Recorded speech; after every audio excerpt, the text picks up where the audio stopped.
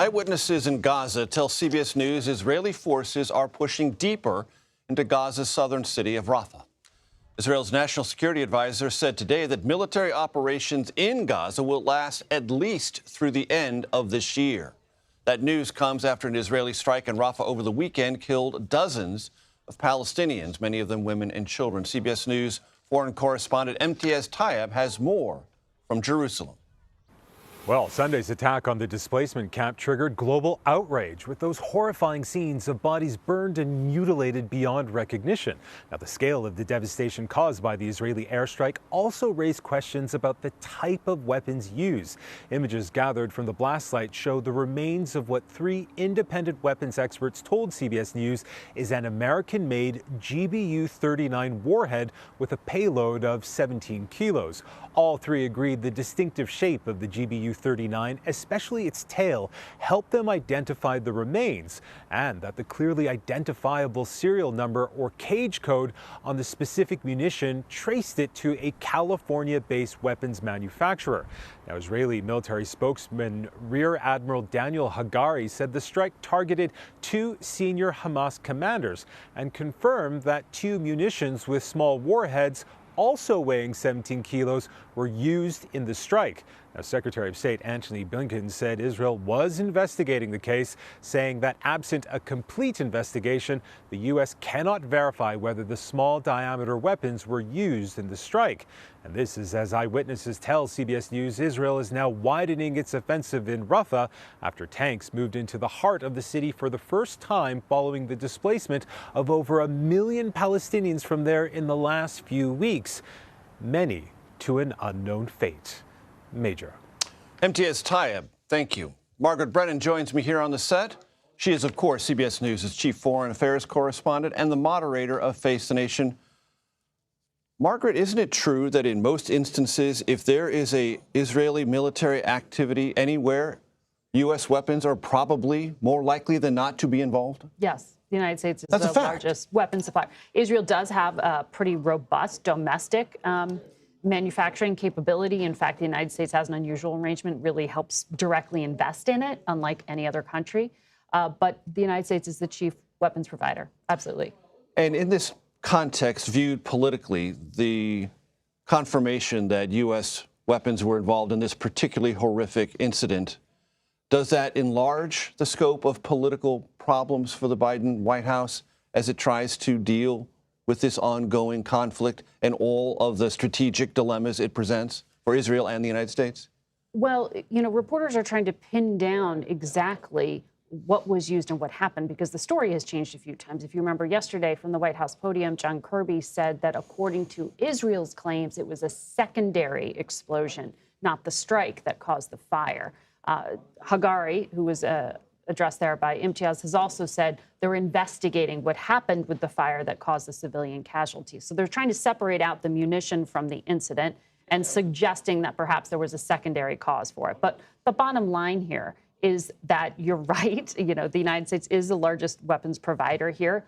Odds are that the U.S. was involved in some way, shape, or form in terms of that munition and its origins. But also, broadly speaking, what worries U.S. intelligence officials so much is that regardless of this one single strike, it is the United States' unequivocal support and defense of Israel to date that has made it viewed in the eyes of many in the region as completely signing off on all of this. And whether it wants to be or not, viewed as complicit in events like this that cause such repulsive video and damage and death of civilians. Right. And we're in a social media environment where anyone with a phone is seeing those horrific, and that was a word used by the Secretary of State, horrific images, and that is an extremely powerful recruitment tool. The head of U.S. intelligence said that this will have generational impact, the war itself and the civilian casualties. Speaking of Secretary of State Antony Blinken, let's listen to some sound relevant to this from today. We have been very clear with Israel on the imperative in this instance, as in other instances, to immediately investigate and determine exactly what happened and why it happened. And if accountability is necessary, to make sure that there is accountability. You know the Secretary of State very well. I know him less well, but I detect a kind of hardening fatigue in that answer. Do you? Absolutely. And he chose his words very carefully. It was our own Olivia Gazis who put that question to him and made it personal, in really directing it towards him, his review, his building that had signed off, remember, on that national security memorandum, saying that while it could be assessed that Israel has used U.S.-provided weapons in ways that are not consistent with international humanitarian law, that the U.S. couldn't yet determine that they had violated Can't be weapons. absolutely sure. Can't be absolutely sure. Gave him plausible deniability. And so Olivia made that personal there. You said, you know, not clear that this had violated. What do you think now? And he was very carefully choosing his words there and saying he could not verify what it is that the Israeli military was claiming. It needed to be investigated. He called it horrific, but he also said even if this was targeted, even if this was the small diameter munition that Israel says it was, even in those circumstances, you can have terrible, horrific, unintended consequences. And he pivoted back towards the argument he's been trying to make to the Israeli government, which is, what is your plan for what comes next? Because as he warned there is potentially a fate worse than Hamas. He called it jihadis. He said you're going to have an insurgency that you cannot extinguish if you continue to do this. But as you well know, Margaret, the Israelis say, look, Hamas is here now. They're there. They're our enemy.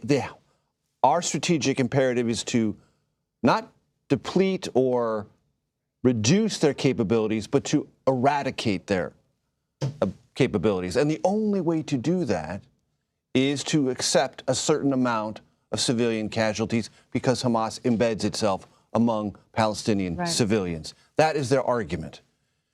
That has not been globally persuasive. It is still persuasive within the Biden White House. True?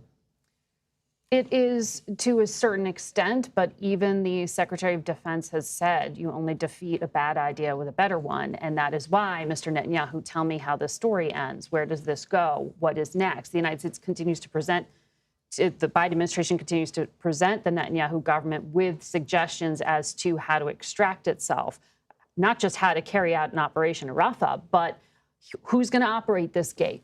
Who's going to operate this? Do you really want to have a military occupation of this area? Here's what it's going to cost you in blood, sweat, and treasure. Do you really want to do this? If you do that, do you really call yourself a democracy? If you want to be a democracy and you want the integrity of the state of Israel to be upheld as the Jewish state, here's how you do it. And laying out and trying through the diplomacy and the pressure to get that argument forward. And you heard it from the secretary, very frustrated. And when they talk about jihadis, essentially what I hear the Biden administration saying is you may get rid of Hamas, but you don't know what you may inspire that's not named Hamas that could be as lethal or possibly more. Who is viewed as even more extreme, not linked to a political cause, however wrong-headed. You know, the argument of violence as achieving that cause, but someone who is just completely nihilistic. That's what I understood the Secretary of State trying to say when he said you could have a worse fate, you could have jihadis. Indeed. Margaret Brennan, as always, thank you so very much.